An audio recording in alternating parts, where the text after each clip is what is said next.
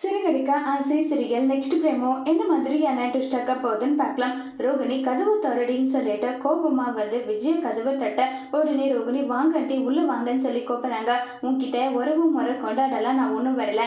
நான் கேட்குற கேள்விக்கு இப்போ நீ பதில் சொல்லணும். என்னுடைய மாமியார் வந்து கற்பூரம் ஏற்றி உன்கிட்ட சத்தியம் பண்ணாங்க.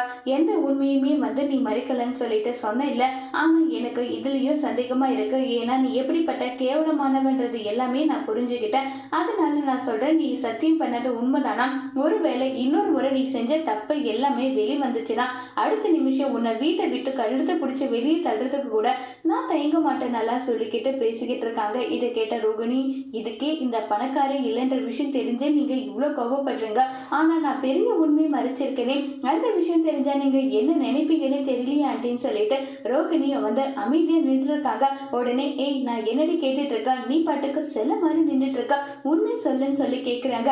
ஆண்டி தெரிஞ்சோ தெரியாம ஒரே ஒரு பொய் சொல்லிட்டேன். என்னது ஒரு பொய் சொன்னியா? இங்க பாரடி, பொயிலே பிறந்து பொயிலே வளர்ந்தவங்க கூட நீ சொல்ற மாதிரி எல்லாம் பொய் சொல்ல மாட்டாங்க. அதை விட அதிகமா நீ சொல்லியிருக்கன்னு சொல்லிட்டு ரொம்ப கோபப்படுறாங்க.